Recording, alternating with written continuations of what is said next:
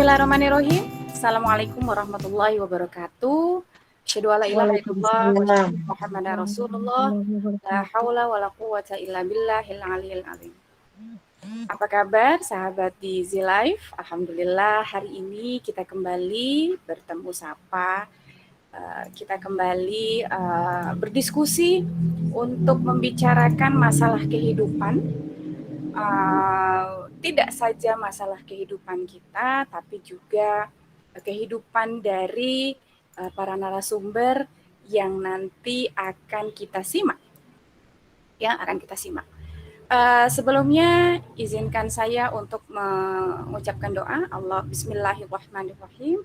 Allahumma ftah alayya hikmatak, wansur alayya rahmatak, wa dzakirni ma nasaitu ya dzal jalali wal ikram.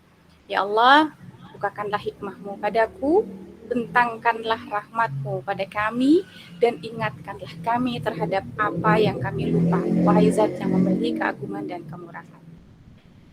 Amin ya rabbal alamin.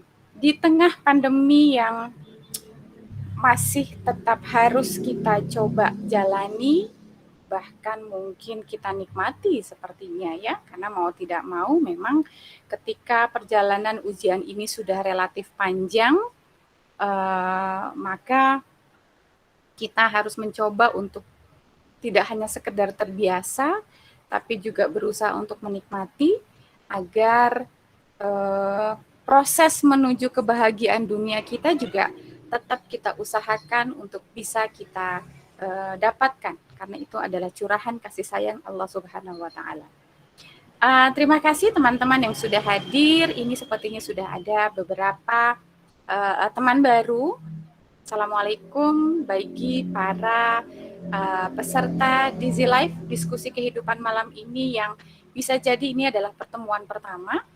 Selamat datang dan mudah-mudahan tidak cuma kali ini saja kita bertemu sapa di DC Live, tapi mudah-mudahan di agenda-agenda berikutnya bisa kita agendakan untuk menjadi pertemuan rutin kita di setiap Rabu malam. Dan bisa jadi mungkin di antara teman-teman atau para peserta atau sahabat di Z-Live yang menyimak setiap Rabu malam di link Google Meet ini, kita undang, betul tidak Bu Seni, kita undang untuk menjadi narasumber, karena bisa jadi dan sangat mungkin terjadi bahwa ada episode kehidupan yang menarik ya, yang bisa kita simak, kemudian kita coba telaah dan kita coba ambil hikmahnya, kemudian kita olah dalam kehidupan kita. Nah, sebelum kita mulai ke acara inti, insya Allah kita akan mulai mendengarkan seperti biasa tilawah dan mangga kepada Ibu Seni selaku ketua dari Dizzy Life. Mangga Ibu Seni untuk membacakan ayat Al-Quran. Terima kasih Bu Maya. Hari ini kita membaca Quran Surat Al-Isra ayat 84 dan Al-Hasyr ayat 19.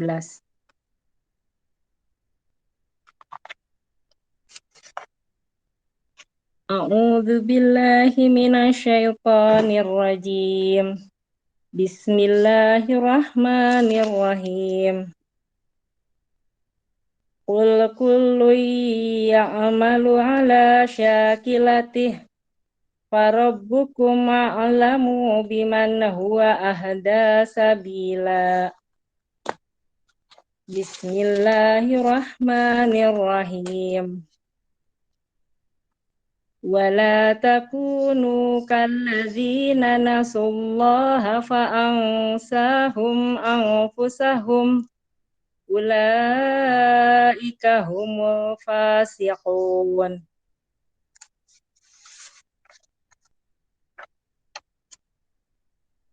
Shadaqallahul azim. Silakan Bu Maya. Baik, terima kasih. Terjemahnya ya, Bu Maya, terjemahnya boleh, juga. Boleh, silakan Mbak. Katakan Muhammad, setiap orang berbuat sesuai dengan kemampuannya masing-masing.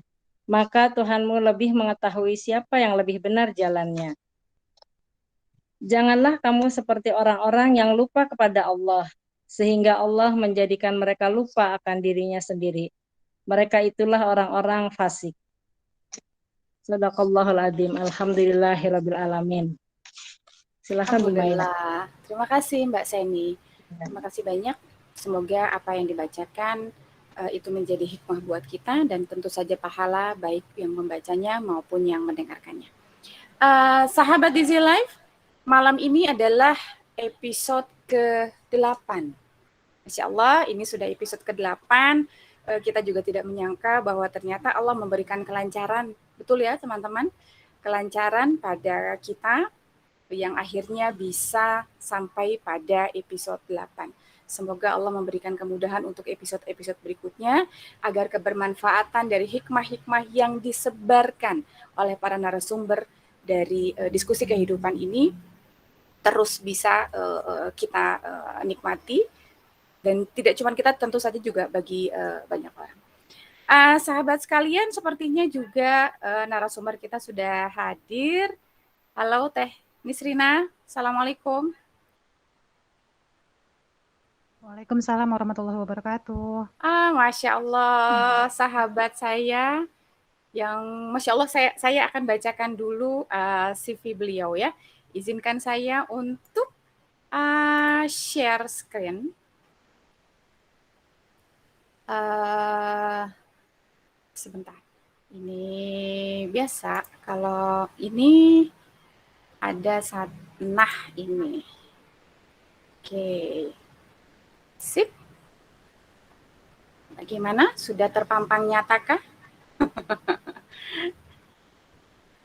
Iya. Nisrina Rizkia, Life and Career Counselor, Mental Health Enthusiast, Talent Mapping Practitioner. Beliau adalah guru saya di Talent Mapping.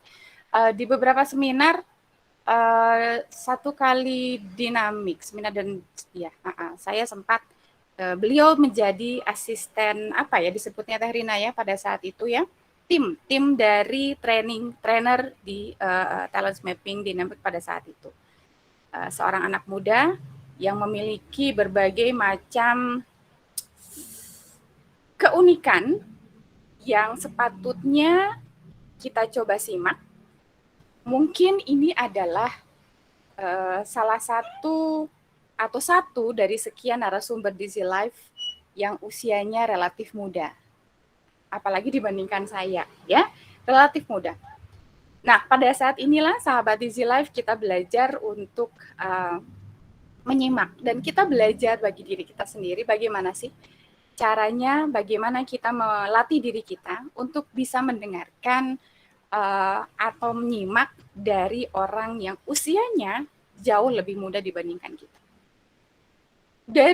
Kalau berbicara tentang usia, bisa jadi lebih muda, tapi kita tidak tahu bagaimana kekuatan dia untuk bisa memanfaatkan usianya dikala masih muda, sehingga bulir-bulir hikmah, permata-permata hikmah yang Allah tebarkan dalam kehidupannya mampu dia arungi dan mampu dia kumpulkan, bisa jadi lebih banyak dari kita yang usianya relatif jauh lebih tua. Ya, misinya. Nah, saya pernah sampaikan, kita punya PR loh untuk membuat misi. Masih itu di episode keberapa waktu itu ya. Nih, misi dari Nisrina Rizkia adalah mengobservasi keunikan masing-masing individu, mendampingi setiap orang untuk lebih mengenal diri sesuai dengan tema Easy Life malam ini, agar mampu berperan secara maksimal, membantu banyak orang untuk semakin mencintai diri dan hidup dengan lebih bermakna. Rabbana atina fid dunya hasanah wa fil akhirati hasanah, sepertinya tercermin dalam misi seorang Nisrina Rizkia. Ya. Pendidikannya Institut Teknologi Bandung dan University of Nisrina, tolong betulkan kalau saya salah dalam membacakannya ya. Of Groningen. Kayaknya salah deh bacanya. University of Groningen. Nah, Groningen. Itu di mana, Teh? Di Belanda. Di Belanda. Hmm. S2-nya di Belanda. S1 dan S2 mengambil program formal jurusan kimia dua-duanya. Betul ya, Teh Risina? Betul. Tapi kita lihat dari misi beliau dan pendidikan formal yang sudah ditempuh sampai level S2, sampai level magister, sepertinya benang merahnya nggak ketemu. Nah, ini yang malam ini akan kita coba ulik, akan kita coba cari tahu, dan kemudian kita coba olah sesuai dengan kehidupan kita masing-masing. Untuk cari tahu tentang CV beliau, insya Allah nanti akan saya share ya, karena CV-nya banyak banget, dari pengalaman, event, atau proyek, itu juga banyak banget. Masya Allah. Tapi di sini saya sedang mencari usia teteh, sepertinya tidak tercantum. Sudah tua, Bu. Aduh, jangan ngomong gitu. Kami banyak yang tersinggung nanti kalau ngomong gitu ya. Usia teteh sekarang berapa, Teh? 29. 29. Jangan merasa tua ya, saya tersinggung nanti. 29 tahun dengan segala macam aktivitas, dan pada usia 29 tahun sudah satel ya, sudah mampu untuk menyatakan bahwa aku siapa. Nah, ini sepertinya pesan penting buat kita para orang tua, dan mudah-mudahan ini menjadi hikmah yang luar biasa buat kita semua. Teh Nisrina, apa kabar? Sehat? Sehat, alhamdulillah. Semoga ibu dan ibu-ibu yang lainnya juga sehat semua. Mudah-mudahan nanti biasanya suka ada 1-2 bapak yang hadir. Mudah-mudahan mereka bisa diberikan keluasan waktu untuk bisa bergabung. Teh Nisrina, jazakumullah khair loh sebelumnya berkenan untuk hadir di antara kami, di mana usia kami memang sudah sepuh, tapi kami tetap berusaha untuk menjadi pembelajar, tidak berhenti untuk menjadi pembelajar dari guru-guru yang berkenan hadir menjadi narasumber di Digi Live kali ini. Termasuk Teh Nisrina. Teh Nisrina, kalau boleh saya coba mencari tahu di awal, tujuan Teh Nisrina dulu mencari ilmu atau sekolah dulu ketika S1, S2 itu apa, Teh? Kalau boleh saya tahu. Saya lagi berusaha untuk introspeksi nih. Jangan-jangan saya memberikan satu pemahaman yang salah buat anak-anak saya. Mangga Teh Nisrina. Mungkin bisa dari situ, nanti silakan dilanjut untuk hal yang lain. Ini mungkin pembukaan di awalnya ya, Bu ya. Betul. Mangga silakan Teh. Bismillahirrahmanirrahim. Alhamdulillahirabbil alamin. Alhamdulillahilladzi bi ni'matihi tatimmu shalihat. Allahumma sholli ala Muhammad wa ala ali Muhammad. Ya. Saya sangat berterima kasih sekali sudah diundang oleh Bu Maya dan oleh rekan-rekan semua sekalian. Di sini sebenarnya bukan hanya saya yang memberikan wawasan, tapi saya juga jadi dapat semangat juga dari apa yang tadi diungkapkan oleh Bu Maya begitu ya, bahwa seperti yang misi tadi saya sudah disebutkan di awal gitu ya, jadi mengingatkan saya kembali begitu Bu. Wah iya ya, misi itu tidak hanya dalam bentuk tulisan, tapi harus benar-benar melekat di diri saya dan harus saya ingat gitu. Terkadang kan suka ada di titik di mana lupa atau terdistraksi oleh hal-hal yang lainnya begitu. Betul, namanya manusia kan ada lalainya begitu. Yes, nah betul. Bercerita apa tujuannya begitu ya Bu ya. Tujuan saya menempuh pendidikan pada dasarnya awalnya memang saya merasa bahwa saya terpanggil di dunia belajar. Pokoknya yang penting belajar aja dulu gitu. Terus memang saya tipikal kalau berbicara saya orang kayak gimana sih gitu ya. Dari dulu saya mengetahui bahwa saya orang yang tidak terlalu suka berinteraksi dengan banyak orang. Jadi tidak terlalu senang berada dalam keramaian begitu. Dan maka dari itu seringkali saya menganggap bahwa diri saya ya udah melakukan aktivitas-aktivitas yang bisa dikerjakan itu sendiri. Itu apa? Biasanya kan anak-anak eksakta gitu ya Bu ya, anak-anak teknik gitu, itu seringnya memiliki kepribadian yang seperti itu begitu. Ya. Nah, berawal dari mengartikan, mengenal diri sendiri itu seperti itu, maka akhirnya dimulailah studi saya, begitu Bu. Jadi Mhm, saya mhm, memilih untuk mengambil kuliah kimia di ITB. Jadi mhm. karena saya kalau di talent mapping, karena saya orang talent mapping dan mungkin beberapa orang juga mungkin pernah dengar tentang talent mapping, eh, saya punya bakat maximizer, perfeksionis.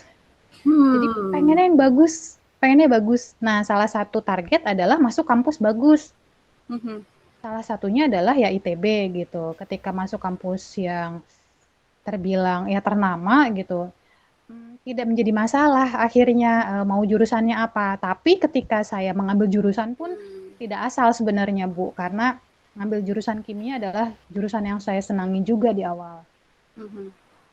Nah, kemudian sering berjalannya waktu, ternyata makin dirasakan, kok saya merasa bahwa seperti apa ya, seperti ikan tapi disuruh terbang gitu. Oke. Jadi ya, jadi Iya, kayak iya. kok di kimia seperti ini gitu ya. Heeh, heeh. Eh, Mungkin zamannya saya mah udah ada psikotes gitu, psikotes atau talent mapping dan lainnya gitu ya Bu ya. Karena saya Heeh. juga pernah talent mapping sebenarnya. Karena Mhm. waktu zaman saya itu ITB tuh seangkatan tuh di talent mapping semua gitu. Mmm. Tapi balik lagi, apakah kita merasa butuh untuk mengenal diri kita? Mmm. Pada saat itu saya tidak merasa butuh. Oke, oke, oke, oke, Wah, oke. saya udah masuk kampus bagus gitu ya. Mhm. Lalu Mhm, buat apa ini kayak gitu. mhm, mhm. Dan ya memang kurangnya pengalaman, kurangnya aktivitas, kurangnya Mhm, mhm, mengeksplor mhm. diri begitu ya Bu ya. Mungkin Mhm. kalau di dunia pendidikan dulu di sekolah saya itu hanya teori-teori gitu ya. Misalnya Iya, iya. biologi ya teori, Mhm, kimia mhm. teori gitu ya. Mhm, mhm, Tapi mhm. tidak prakteknya itu tidak banyak begitu. Oke, Lalu oke, oke. Mhm. di luar itu pun memang kurang eksplor diri akhirnya. Oke, Karena oke. sekolah itu bisa sampai sore, sore ke malam Mhm, les. mhm. Betul. Dari Senin sampai Sabtu kayak gitu ya, belum Yes. tugas-tugas kayak gitu Mhm, ya. mhm, Nah, mhm. sebenarnya bisa saja ya Bu ya eksplor diri di ya ngambil-ngambil waktu di di waktu-waktu yang lain begitu. Mhm. Tapi karena memang mungkin saya tipikal yang apa ya Bu ya, bisa dibilang sebenarnya keberanian saya muncul kalau sudah kepepet. Kayaknya semua orang kayak gitu ya Bu ya. Keberanian Iya, seseorang tuh muncul karena kepepet. Jadi betul. hmm, tipikal yang kalau misalnya mengambil jalur yang lain itu awalnya nggak berani, memang nggak berani. Kayak misalnya saya udah di IPA, ya udah ngambil aja kimia gitu, karena suka kimia juga gitu. Begitu. Ya, awal mulanya memang sebenarnya nggak menyangka bahwa akan berkecimpung di dunia yang sekarang ya Bu ya. Iya, Murni memang karena pengen mengaktualisasikan diri, tapi ternyata kita tuh sering salah menilai diri kita sendiri, Bu. catat. Gitu. Ya, Salah, betul. Oke. Mhm. peran di sini peran orang-orang sekitar penting banget, termasuk mungkin orang tua. Mungkin di sini ayah bundanya ketika masih punya anak-anak yang perlu didampingi gitu ya, penting sekali untuk mengamati mereka gitu, memberikan masukan, bertanya kepada yang profesional kayak gitu. Jadi tidak jalan sendiri gitu, tidak memutuskan sendiri, yang mana tidak tidak yang kadang-kadang kan ada yang ya udah terserah kayak gitu ya Bu, terserah aja ayah bunda dukung misalnya kayak gitu. Iya, Iya iya. benar ayah bunda dukung, tapi kalau terlalu diterserahin terkadang anak itu nggak tahu mesti kemana. Yes, yes. Betul, betul, betul, Begitu betul. Bu. Yang unik nih buat sahabat Dizzy Life. Tadi di awal Teknis Rina menyatakan bahwa saya tipe anak yang tidak suka berinteraksi dengan banyak orang. Bagi beberapa orang tua, melihat anak seperti itu adalah anak bermasalah. Betul nggak sahabat Dizzy Life? Ay kamu di dalam aja, sok atuh punya temen, sok atuh main, sok atuh ngobrol, sok dan sebagainya gitu ya. Mungkin itu, saya jadi penasaran nih Teknis Rina. Sebagai seseorang yang seperti itu, tolong bukakan mata kami sebagai orang tua ya. Bagaimana sih Teh Sri Srina menanggapi diri sebagai seseorang yang seperti itu dengan pandangan sekitar bahwa orang yang kayak gitu tuh, aduh nak, sok atuh kayak si itu. Jadi kayak tanda kutip bermasalah. Bagaimana?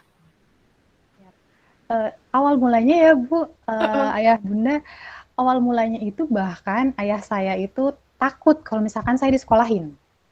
Karena Oh. dari kecil itu senangnya nangis. Jadi Hmm. kayak karena sensitif udah kelihatan mungkin ya, jadi gampang nangis Iya, kayak iya, gitu iya. ya, sulit beradaptasi Mm-mm. begitu.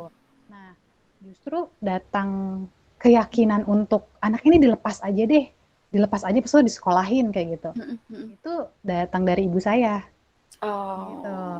Jadi kalau kalau ayah saya memang tipikal khawatiran, kalau ibu saya Mm-mm. lebih ke ya udah berani, ini nggak apa-apa, ini anak harus dicemplungin biar gaul Mm-mm. kayak gitu. Mm-mm. Walaupun sampai sekarang nggak gaul-gaul juga ya Bu. Nah, Gak jadi gaul tapi tadi CV-nya itu bisa halaman berikutnya itu. ya gitu. Jadi memang dari kecil senangnya di rumah gitu. Kalau main cuma paling nggak sebanyakan, nggak dalam lingkup yang banyak. Jadi kayak kelompok-kelompok kecil mungkin gitu sampai sekolah dari waktu SD, oh mungkin SMP enggak deh gitu ya. Ternyata SMP masih kayak gitu. SMP mungkin SMA enggak deh. Ternyata masih kayak gitu juga. Jadi memang senangnya ya dengan aktivitas belajar, teman-temannya juga teman-teman yang senang belajar kayak gitu.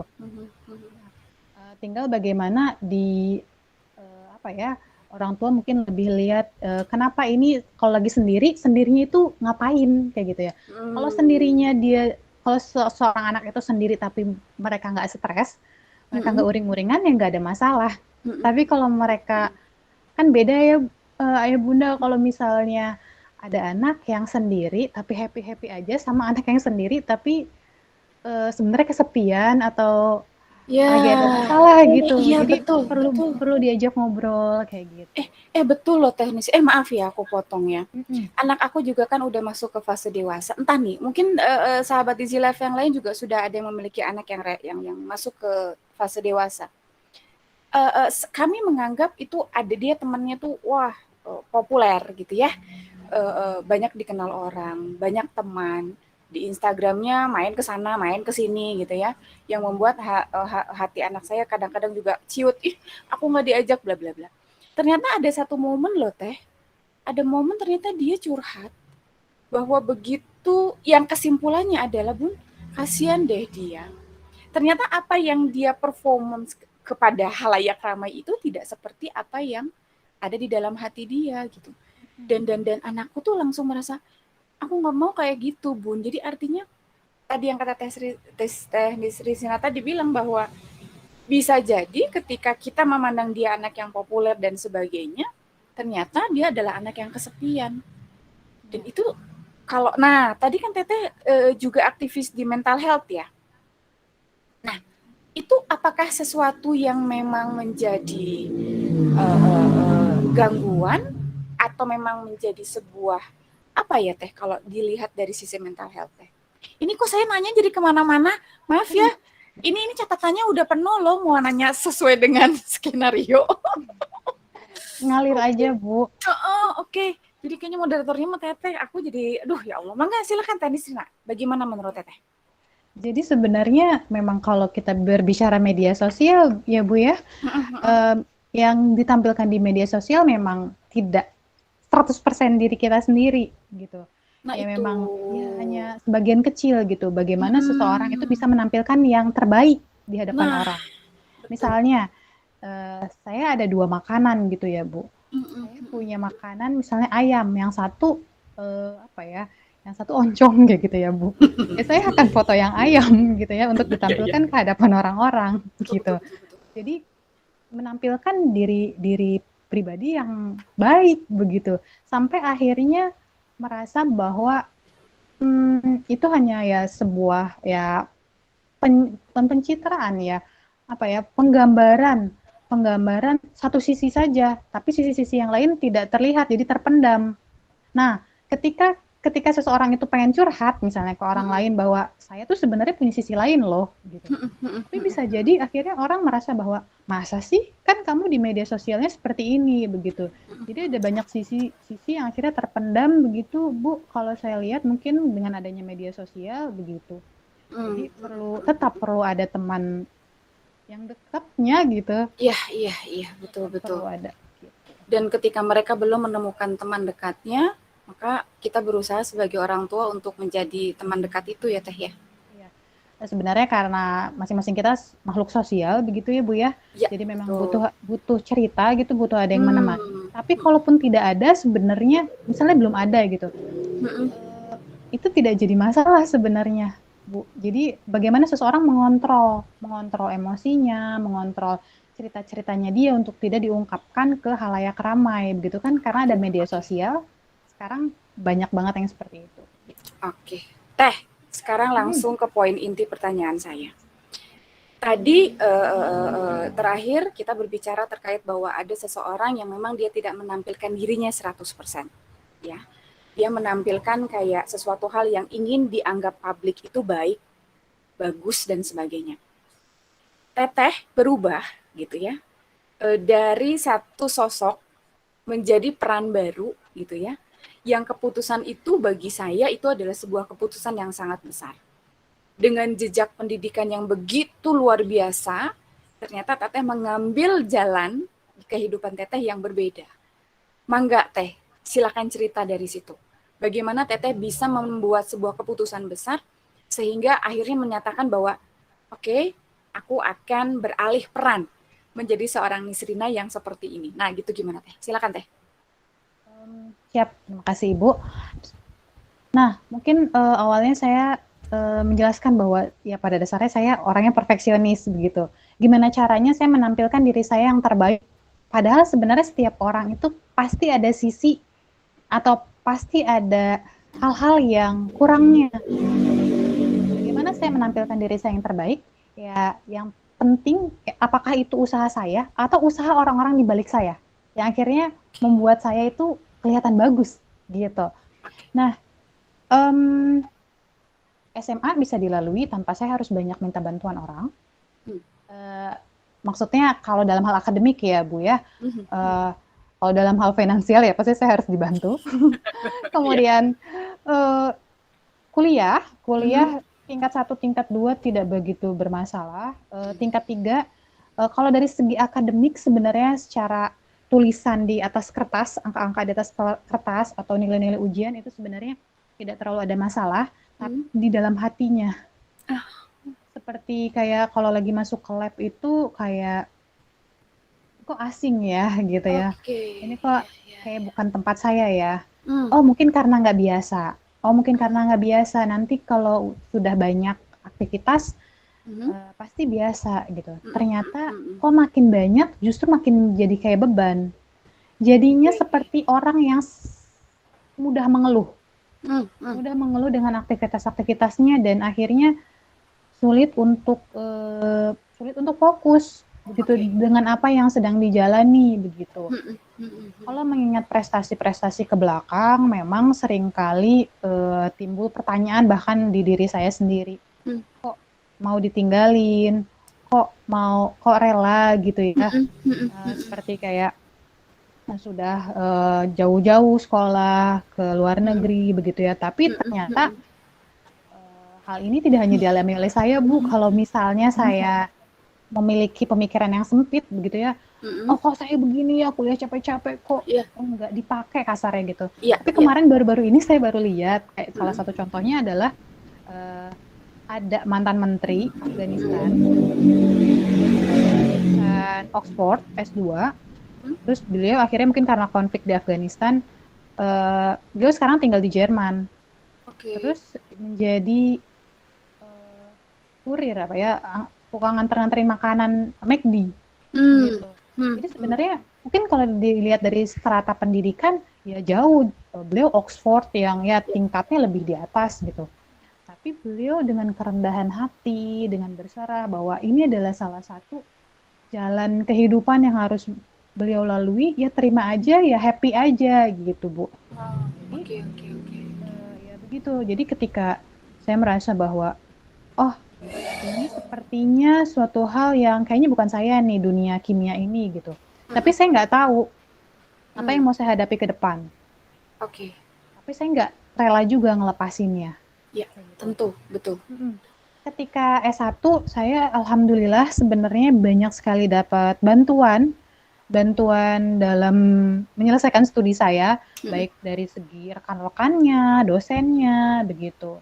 Ketika kuliah di Belanda pun, mungkin orang Mhm. melihatnya, wah di Belanda bisa ke sana, kayak gitu, bisa menyelesaikan Mhm. studinya. Tapi di sana pun, saya banyak sekali naik turunnya, begitu ya Bu.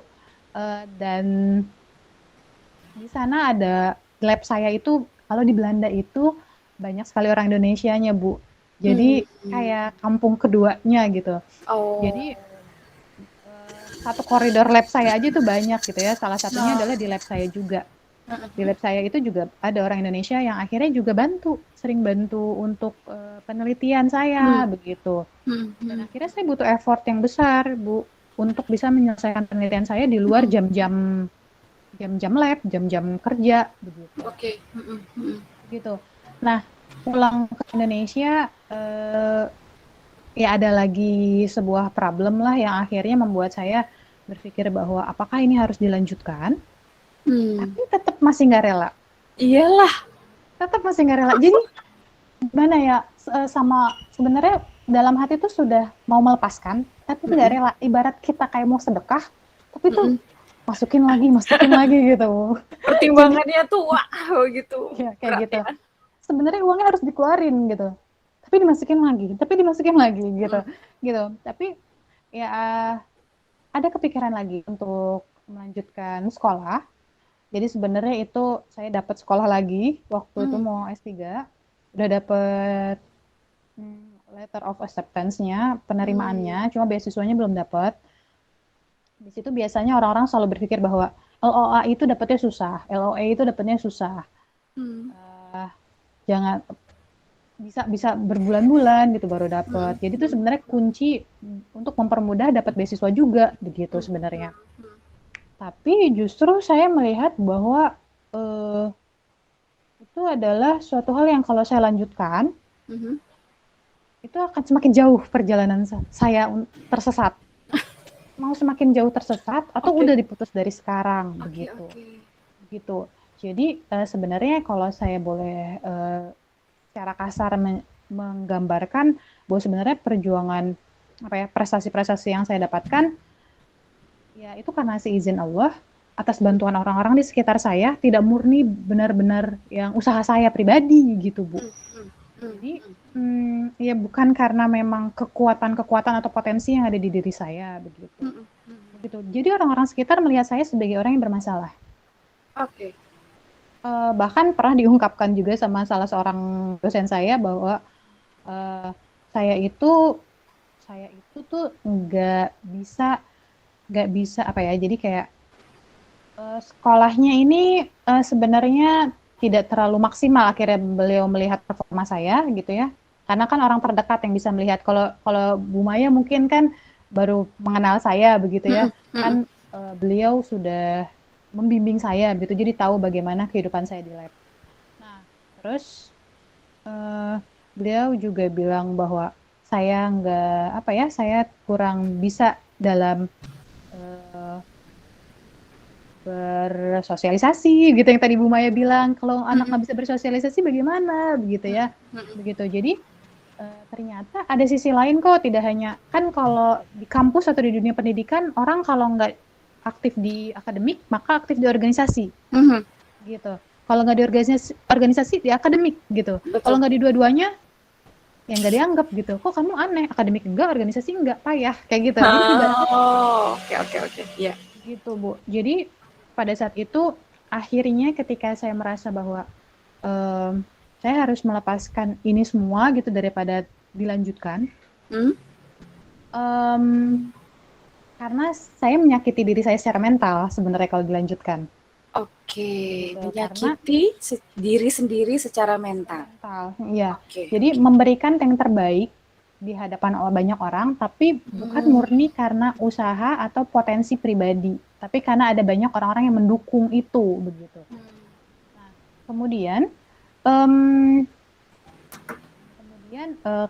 kan saya tadi awal cerita ya Bu ya, saya tuh Mhm. orangnya senang sendiri, Mhm. terus makanya saya lebih senang ngambil eksakta, terus hubungannya apa gitu dengan akhirnya saya kok nggak nyaman sama kimia gitu. Tadi katanya senang sendiri, tapi nggak nyaman sama kimia.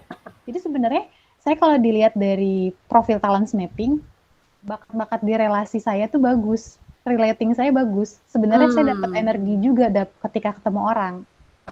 Tapi ketika ketemu orang, bukan ketemu orang dalam lingkungan yang ramai, tapi lingkungan yang lebih hening dan nggak terlalu suka banyak interaksi begitu dan tidak dalam begitu. Begitu dalam. Tidak dalam ya. Mendalami hanya ketika saya berhadapan dengan orang-orang tertentu, Bu. Dengan orang-orang yang mungkin butuh saya, orang-orang yang memang perlu dimotivasi gitu.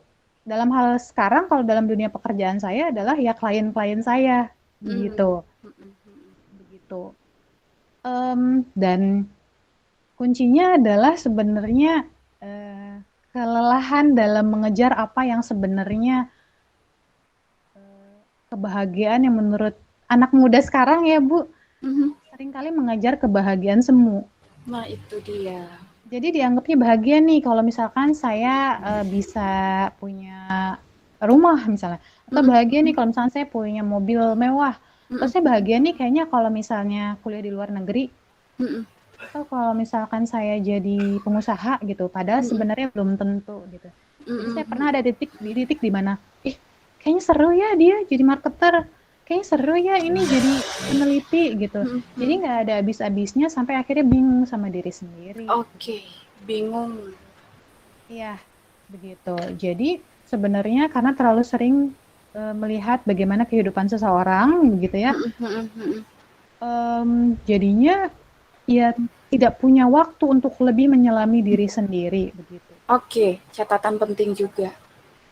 Sibuk dengan peran orang lain, mencari-cari pencapaian orang lain dan tidak punya waktu untuk mendalami diri sendiri. Betul. Dan yang tadi ya mungkin yang ketika tilawah di bacakan kurang serat itu, ya betul. Ketika kita lupa dengan pencipta kita, ketika kita lupa pada Allah, maka kita akan dibuat lupa dengan diri sendiri. Saya benar-benar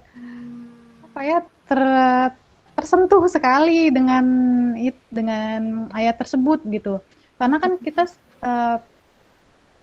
kebanyakan dari kita mungkin sering dengarnya kenalilah diri kita, maka kita akan mengenal Tuhan kita begitu. Padahal sebenarnya terbalik ya Bu ya.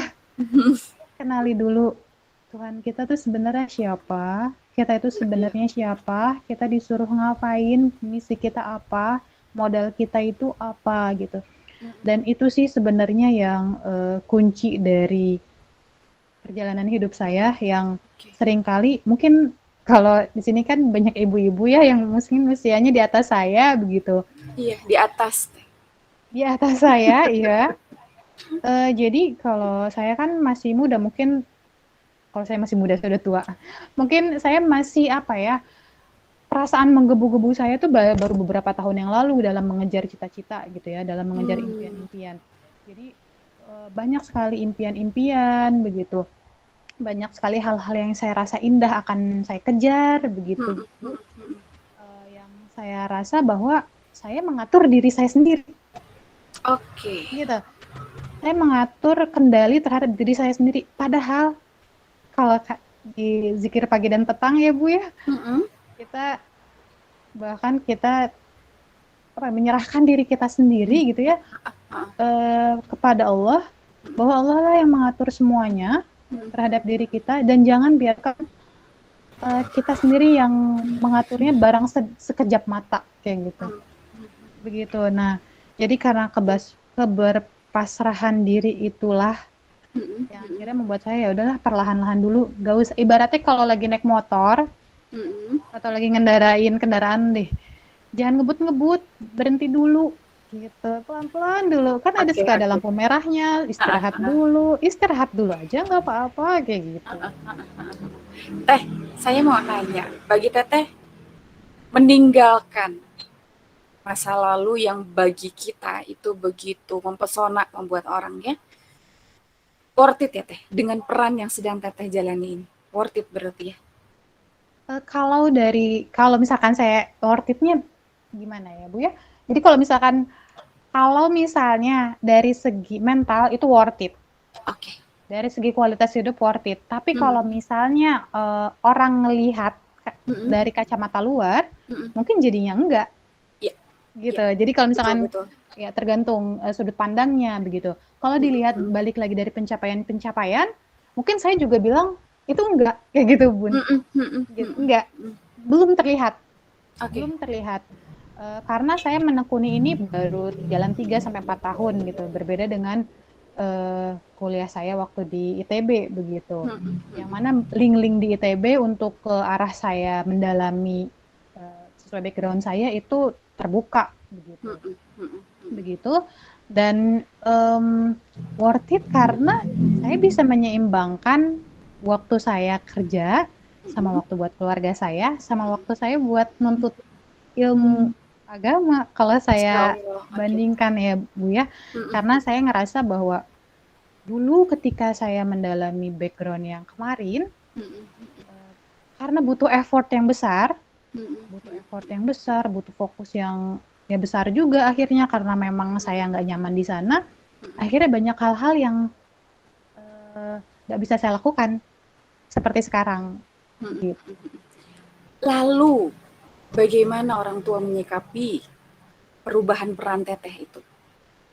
Ya, kalau berbicara orang tua sebenarnya cukup kaget karena mereka taunya saya itu nggak ada masalah apa-apa karena saya tipikal yang mungkin buat ibu-ibu sekalian atau ayah bunda sekalian memang perlu dicek gitu ya anak-anaknya lagi kenapa gitu ya mungkin bisa diajak ngobrol kayak gitu kuliahnya bagaimana apa yang dirasakan lebih ke apa sih yang kamu dapatkan atau apa yang sebenarnya lagi dirasakan bahagia atau enggak gitu ya terkadang kan seringnya melihat bahwa bagaimana prestasinya saja begitu. Nah, kalau saya memang orangnya nggak terlalu banyak cerita begitu ya.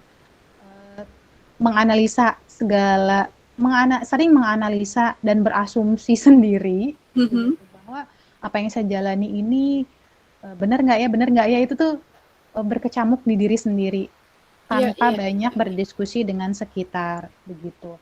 Termasuk orang tua sendiri. Jadi ketika orang tua itu tahu bahwa apa yang saya mau jalanin itu beda sama background pendidikan, itu ya cukup kaget. Apalagi ayah saya. Ayah saya itu orang yang tegas.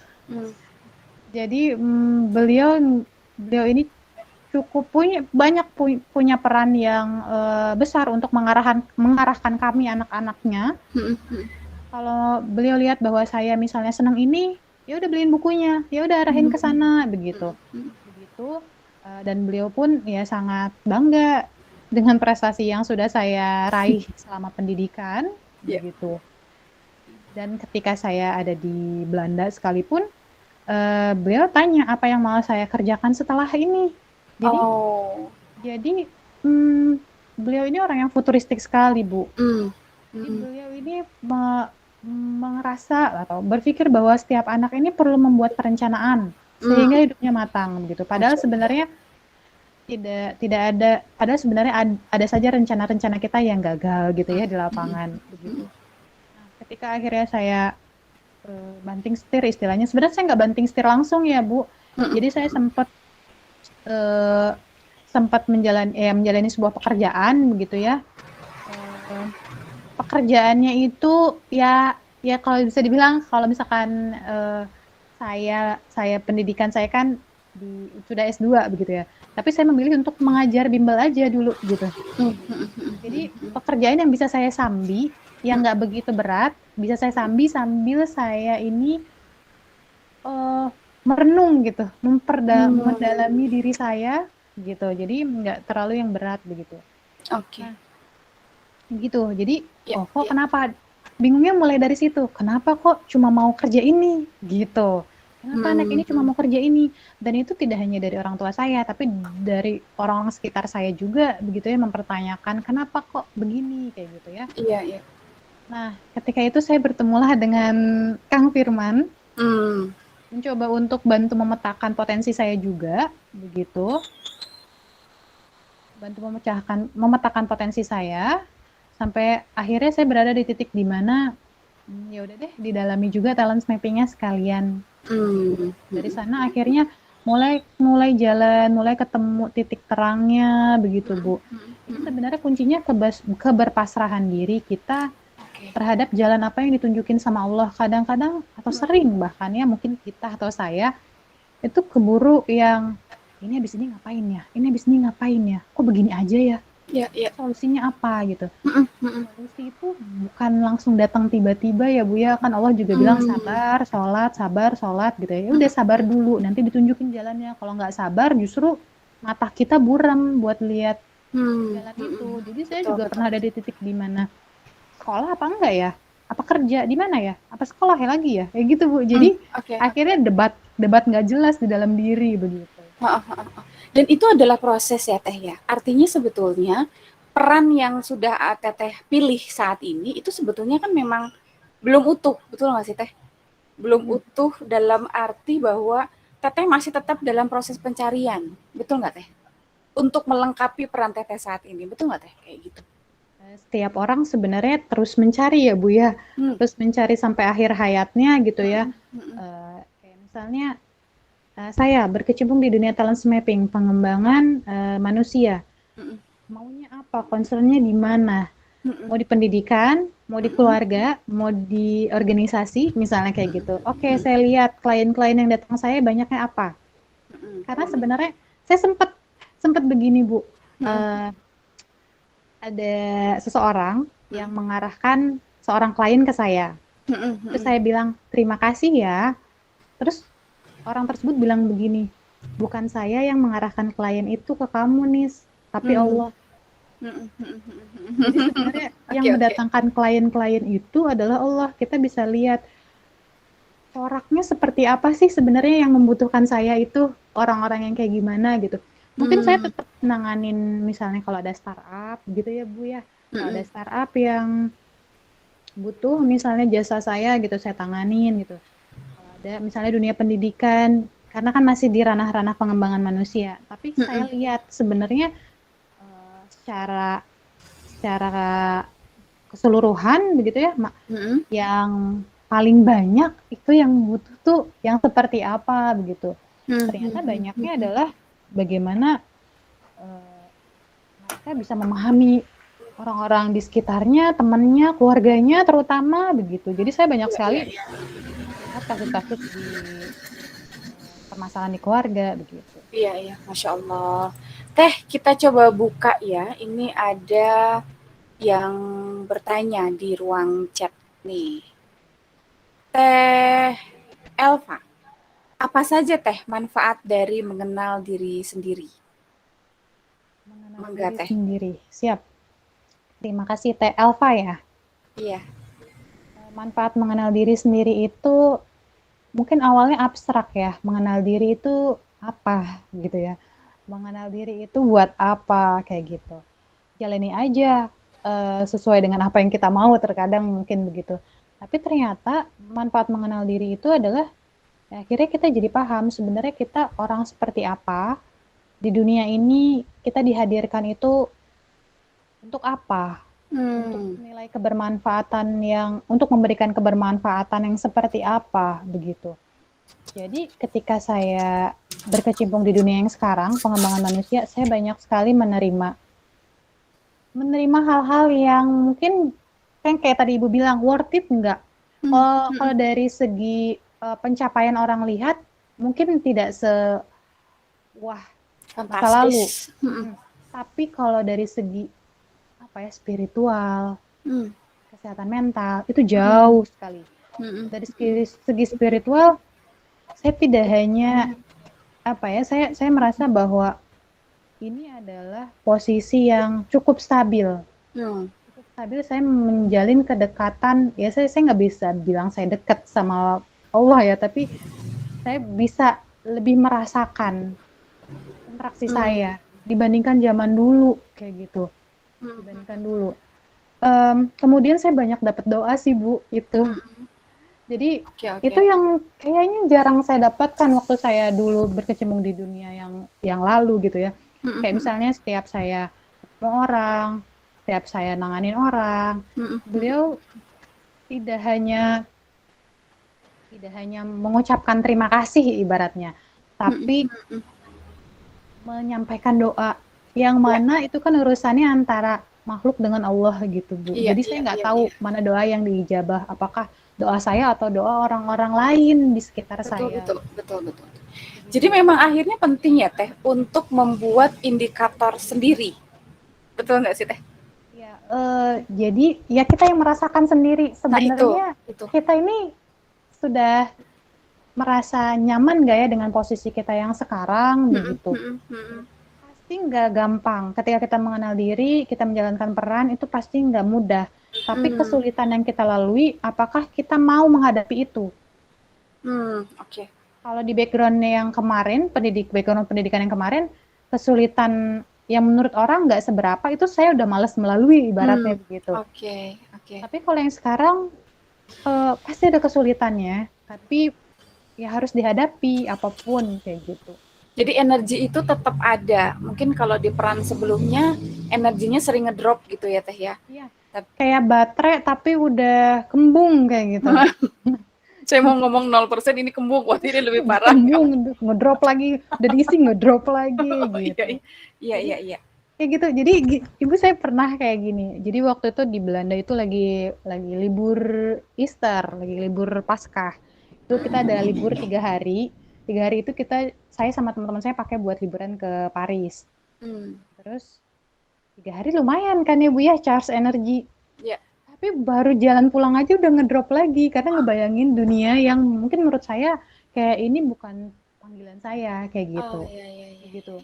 Nah itu, dan mengenal diri sebenarnya kaitannya nggak hanya dalam dunia karir. Begitu, tapi dalam hal tugas apapun. Jadi kayak kita di rumah ini sebagai apa? Saya sebagai anak, anaknya yang bagaimana? Anak yang bagaimana? Pasti saya sama kakak saya dan adik saya itu beda semua. Peran-peran kita di rumah itu beda semua. Saya sebagai apa begitu. Dan orang tua saya bagaimana? Jadi ketika kita mengenali diri kita, kita juga jadi lebih mudah mengidentifikasi orang-orang di sekitar kita, kayak orang tua saya itu sebenarnya orang seperti apa. Nah, itu mungkin Teh Elva. Jadi memang mau tidak mau proses itu harus kita jalani dan memekakkan diri, saya nyaman di sini apa tidak. Bagaimana daya dari energi kita? Apakah stabil gitu ya? Kalaupun dicas, oke, nggak apa-apa, tapi saya sudah bersiap untuk menghadapi episode berikutnya. Mungkin begitu ya Teh Elva ya. Mudah-mudahan ini bisa menjadi sebuah gambaran. Pertanyaan berikutnya nih, karena kita juga mengingat waktu. Teh Fani, bismillah, Teh mau tips-tips untuk kita bisa mengenal diri kita sendiri itu gimana ya sebenarnya? Soalnya kadang saya masih nggak paham sama diri sendiri. Di umur saya yang sudah 35 tahun ini. Wah, menyebutkan nominal ya. Siap, oke. Mangga Teh. Tips-tipsnya mengenal diri ya. Sebenarnya kadang-kadang kita juga nggak bisa paham sama diri kita sendiri. Kita harus butuh bantuan mungkin dari orang sekitar, tapi orang sekitar yang kita percaya bahwa mereka juga kenal kita begitu. Kita bisa minta tanggapan juga bagaimana kesan mereka terhadap kita gitu. Begitu. Terkadang mungkin ketika kita berdoa, kita minta ditunjuki jalan, kita minta dimudahkan sama Allah untuk mengenal diri kita, mungkin lewat orang lain. Orang lain ini yang ngasih tahu misalnya gitu, atau mungkin lewat assessment kah kayak gitu ya, lewat assessment kan banyak gitu. Lalu sebenarnya ketika kita assessment pun mau sebanyak apapun, saya pernah menyampaikan di media sosial saya dan ke beberapa orang bahwa sebenarnya sebanyak apapun assessment yang kita gunakan tidak akan 100% menggambarkan diri kita. Karena sebenarnya sampai kita akhir hayat pun kita proses pencarian diri kita tuh masih terus. kadang-kadang kita kaget, oh iya ternyata kita begini ya, ternyata kita begitu ya, gitu ya. Iya. Ada yang bawaan, karena ada yang memang diri kita secara bentukan itu seperti apa, bawaannya begini, gitu ya. Ada yang itu adalah suatu hal yang mungkin bisa diubah, misalnya kayak gitu kan. Gitu. Jadi sebenarnya itu, jadi bisa kita sendiri pribadi secara objektif menilai diri kita yang sepengetahuan kita. Kedua, bisa minta pendapat orang-orang sekitar, tapi yang juga objektif gitu ya, bukan orang-orang yang mengkritisi kita, tapi untuk memberikan saran atau memberikan masukan yang membangun kita sebenarnya orang seperti apa. Terus ya mungkin bisa ke profesional begitu. Dan sebenarnya jalani prosesnya, ngalir, sabar. Itu kadang-kadang kita nggak sabar. Iya, betul. Terkadang sebetulnya kan gini ya Teh, kadang-kadang kita juga tahu diri kita, tapi kita sulit untuk melabeli gitu. Sulit ini namanya apa gitu.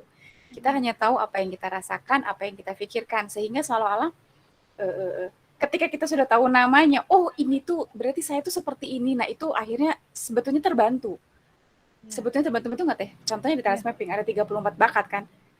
Maximizer, aku tuh maximizer, padahal sebetulnya udah paham, aku tuh senang yang grade A misalnya, aku nggak suka yang kayak abal-abal, aku nggak suka kan begitu ya Teh ya. Sehingga sangat terbantu dengan yang namanya label, nama gitu. Betul ya Teh ya, kayak gitu ya. Iya betul. Atau mungkin memang kalaupun akhirnya belum kenal dengan label-label itu, cobalah untuk berpikir bahwa apa-apa yang ada di diri kita itu dari segi yang positif. Misalnya kalau saya itu dari kecil itu cengeng anaknya gitu.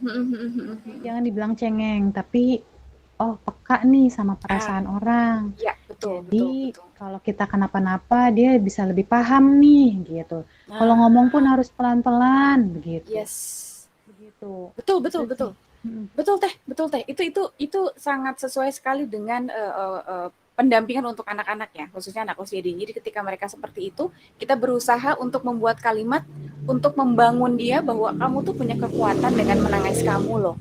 Tinggal nanti kita sebagai orang tua mengolah itu kan, bagaimana caranya agar yang awalnya kita anggap cengeng itu menjadi sebuah potensi bahwa kepekaan dia memahami rasa orang lain atau emosi orang lain itu ternyata keren. Gitu ya Teh ya. Betul. Tapi memang kadang kita kelepasan Bu, dengan kalimat yang negatif begitu ya. Mungkin karena kebiasaan pola asuh kita masing-masing kita gitu, atau sekitarnya dari lingkungan sekitar begitu ya. Memang akhirnya itulah fungsinya menuntut ilmu. Jadi walaupun ilmu itu memang mungkin tidak sekuat pola asuh begitu. Tapi dengan seringnya kita menuntut ilmu, jadinya mungkin jadi sering teringat. Betul. Dan akhirnya cara pandang pun akhirnya menolong kita ya. Cara pandang yang positif itu akhirnya dengan ilmu tadi kan jadinya lebih kuat gitu ya Teh ya. Betul. Oke, kita lanjut Teh. Ibu Teh Nining. Apa kita harus optimis dengan harapan kita atau pasrah aja Teh dalam rangka pencarian dan pengenalan diri kita itu? Gimana tadi Bu? Apa kita harus optimis dengan harapan kita atau pasrah aja Teh dalam rangka pencarian dan pengenalan diri kita itu? Nangkep kan? Nangkep. Oke, sip. Jadi kan saya tadi juga sempat membahas ya bahwa kita nih harus saya ini biasa punya harapan-harapan begitu ya. Tapi satu sisi juga saya mengatakan bahwa ya kita ngalir aja, terima, berserah diri sama apa yang lagi dihadapi. Nah, optimis itu tetap harus ada, punya harapan harus tetap ada, gitu. Punya mimpi bagi orang-orang yang mungkin senang punya mimpi, punya visi, boleh gitu, nggak apa-apa. Tapi jangan jadikan visi, mimpi itu atau ambisi itu sebagai ibaratnya fokusnya yang benar-benar harus dikejar. Nggak ada yang mengharuskan di dunia ini, kita nggak ada yang mengharuskan mimpi itu tercapai. Yang mengharuskan itu adalah diri kita sendiri seringnya. Jadi kita seringkali kecewa karena kita mengharuskan dan kita tidak mempersilahkan diri kita gagal kayak gitu. Itu sebenarnya saya pribadi jadi belajar dari apa yang saya ungkapkan tadi ya. Jadi seringkali kita tidak mempersilahkan diri kita akhirnya gagal begitu. Oke. Kemudian ketika kita punya mimpi, itu nggak masalah. Kita optimis itu nggak masalah. Kenapa? Karena itu yang membuat kita akhirnya terus jalan, terus hidup. Ya ibaratnya ada orang sakit. Kalau orang sakit dia udah nggak optimis, nggak punya harapan kan, secara mental jadinya ngedrop kayak gitu. Ya Iya. kita kan nggak sakit ya, tapi ketika kita nggak punya harapan, kita bisa mental kita jadi drop gitu. Betul. Nah, Itu yang menjadi motivasi kan seseorang untuk bisa terus hidup ya. Lalu tetap kita membuka segala kemungkinan. Kenapa? Karena dunia ini kan penuh ketidakpastian. Kita harus berdamai dengan ketidakpastian di sini gitu kan ya. Ya penuh kekecewaan gitu, pasti ada khawatirnya gitu ya, pasti ada ujiannya begitu. Tapi kan itu memang identitasnya dunia begitu ya Bu ya. Nah, iya betul. Tidak mungkin selalu hidup kita itu bahagia. Iya, oke. Sip. Masuk akal. Ini jadi satu wacana baru nih. Kita tidak mempersilahkan diri kita gagal. Kita harus seolah-olah ya harus bagus, harus sukses, harus dan sebagainya. Untuk motivasi bisa, tapi ya kita juga harus realistis lah ya. Betul. Oke, next. Maywana, bagaimana kita mengontrol ambisi kita karena terkadang apa yang kita harapkan tidak sesuai. Menyambung kayak yang tadi ya. Iya, itu memang apa-apa yang kita harapkan memang belum tentu akan tercapai. Balik lagi sebenarnya biasanya kalau orang-orang yang punya ambisi yang kuat begitu ya akan mengerahkan sekuat tenaga bagaimanapun caranya begitu ya, dengan cara-cara yang benar tentunya begitu, memusatkan pikirannya, emosinya, tenaganya untuk mencapai ambisinya tersebut begitu, tanpa melihat kemungkinan-kemungkinan yang ada di sekitarnya. Nah, gitu. Siapa tahu ada kemungkinan yang lebih cocok untuk kita. Tapi kita merasa bahwa yang terbaik adalah yang mau kita raih. Jadi kita merasa seringkali kita kecewa sama harapan kita adalah karena kita merasa bahwa itu adalah yang terbaik buat kita, Bu. Jadi saya jadi mikir, saya merasa bahwa saya yang terbaik adalah menjadi seorang akademisi dulu. Iya. Peneliti begitu. Tapi ternyata menurut Allah itu bukan yang terbaik. Dan ketika itu tidak tercapai, saya merasa bahwa masa iya itu bukan yang terbaik begitu. Betul. Tapi kan cara Allah itu pelan-pelan nunjukinnya. Iya. Gak langsung. Kalau langsung, saya pernah dengar begini dari salah seorang ustadz. Jadi kalau misalkan kita ngasih tahu anak kecil misalnya, kan nggak bisa dengan bahasa kita ya Bu ya, bahasa orang dewasa. Kita harus menggunakan bahasa anak-anak pelan-pelan. Itu karena bukti kasih sayang kita dan pengertian kita kan ya Bu ya. Seperti begitu ya ibaratnya kalau dianalogikan, mungkin Allah juga seperti itu begitu. Walaupun mungkin lebih gitu ya daripada kita yang manusia ini gitu. Iya. Allah tuh punya caranya untuk memperjalankan masing-masing kita dengan jalan-jalan yang indah begitu. Betul. Jadi memang betul ya Teh, berserah diri untuk peka dan ridho terhadap petunjuk yang Allah berikan buat kita, itu penting banget ya Teh ya. Itu penting banget ya. Sehingga nanti yang Teteh sampaikan nih ketika kita berdialog sebelumnya, bahwa lapang dada menerima segala kemungkinan dalam hidup, kemudian keteguhan dalam menjalani sebuah peran karena proses ini belum selesai sampai akhir hayat kita, begitu ya Teh ya. Ketika kemungkinan ada harapan yang masih belum selaras dengan keinginan Allah gitu. Lika-liku ini yang perlu dihadapi dalam proses mengenal diri, begitu ya Teh ya. Itu yang Teteh sampaikan waktu itu. Dan saya mau ada yang mau disampaikan lagi Bu. Jadi di sisa waktu yang sekitar 2 menit Teh ya. Jadi terkait doa Bu.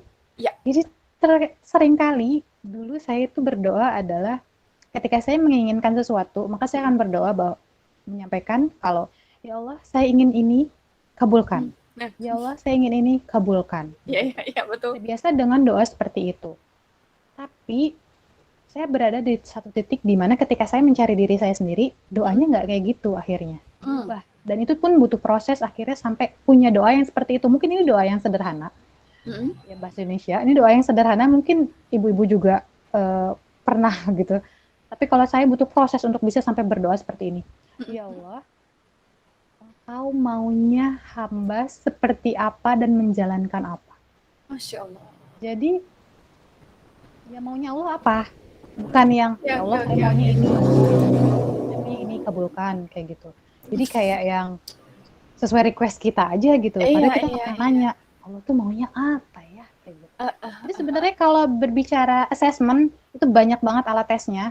Tapi untuk mengenal diri itu bukan masalah perkara assessment aja, Bu. Bukan masalah tes psikotes aja, tapi juga masalah sebenarnya misi kita sama Allah tuh dihadirkan ke dunia ini buat apa. Masya Allah.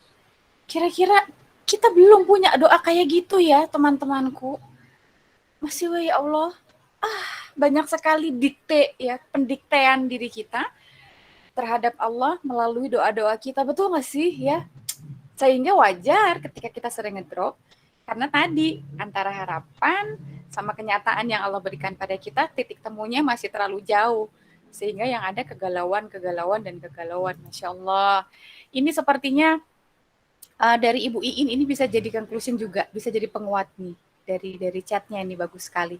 Barang siapa mengenal dirinya, maka ia mengenal Tuhannya.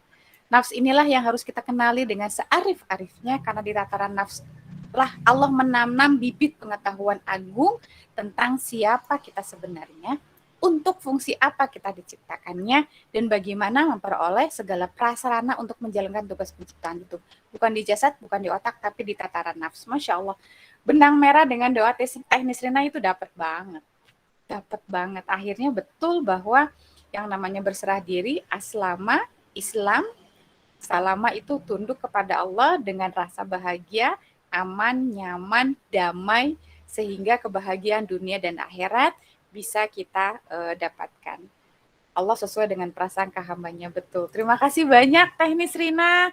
Masya Allah, seru melihat sisi dari seorang anak muda seperti Teteh, yang dari sisi usia mungkin lebih sedikit dibandingkan kita, tapi bulir-bulir hikmah, insya Allah mudah-mudahan sahabat Dizzy Life malam ini sudah banyak catatan, ada poin-poin penting yang bisa kita olah, yang kemudian kita ramu dalam kehidupan kita masing-masing. Teh Nisrina, jazakumullah khair, terima kasih banyak atas kehadirannya, menyapa ibu-ibu di sini, dan mudah-mudahan jika suatu saat kita undang lagi untuk berdialog, semoga tetap berkenan ya. Sama ibu-ibu sekalian. Semoga bermanfaat dan membawa keberkahan. Amin. Terima kasih banyak. Dan sahabat Dizzy Life, demikian obrolan kita dengan seorang Nisrina, dengan segala keunikan yang dilaluinya, dengan proses yang masih dijalaninya, dan tentu dengan nasihat kesabaran yang sudah digaungkan dari awal kita dialog. Mudah-mudahan ini terus menjadi sebuah motivasi buat kita bahwa setiap manusia menjalani keunikannya sesuai dengan ridho Allah, sesuai dengan fitrah Allah. Dan kita berharap kebahagiaan dunia dan akhirat itu menjadi sebuah hak yang betul-betul dapat kita nikmati. Terima kasih banyak atas kebersamaan kita malam ini. Jazakumullah khair. Barakallahu li wa lakum. Assalamualaikum warahmatullahi wabarakatuh.